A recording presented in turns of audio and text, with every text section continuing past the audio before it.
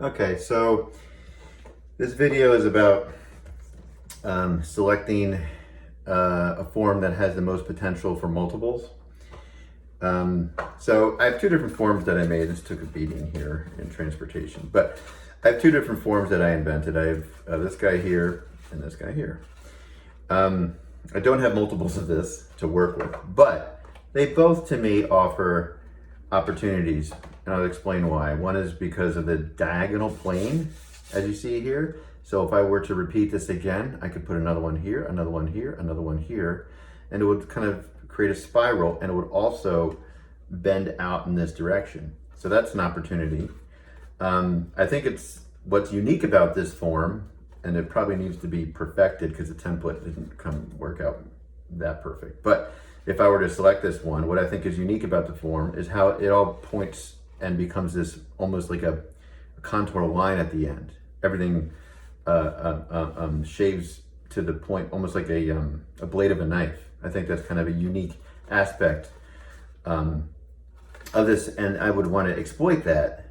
So if I want to exploit that, then I want to, when I apply the multiples to it and it angles this way and then it starts to hide the best part, I want to expose the best part. So you want to figure out a way to expose the best part.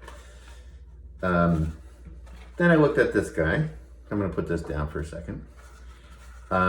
This also has diagonal planes. What's unique about this one, it has a point in one direction and a point in another direction. Also, what's unique about this one, it has very subtle plane shifts. I don't know if you can see it from where you are now, but it has very subtle plane shifts. So from here to here. And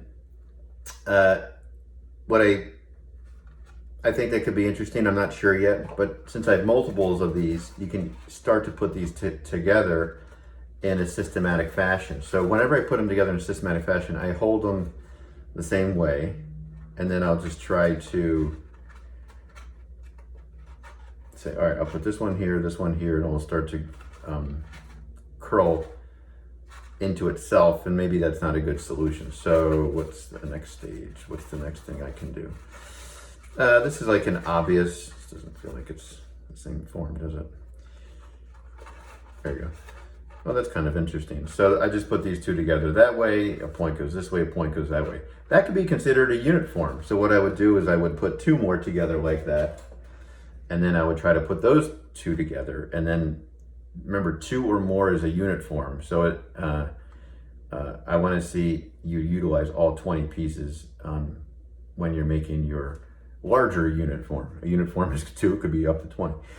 So so that could be one solution. Another solution could be right here. So you can kind of see how I'm putting these together like that. And then I would have to put the next one together the same way.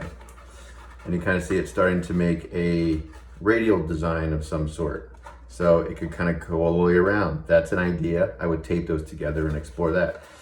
This to me, and what I like about this is it's exploiting the points. It's exploiting an element of design that's unique to the form. And that's the whole objective when you're studying your invented forms. And again, I can't stress enough, if your invented form is close enough like this, but not yet perfect, you want to make sure you make those final subtle adjustments, whether it be the thickness of a line and you cut on one side as opposed to the other, or it's off a 1/4 inch, or two edges don't meet and they're not the same length, then you want to make those adjustments. You have to do it. I think both of these forms could work. Since I have multiples of these, I'm going to go in that direction.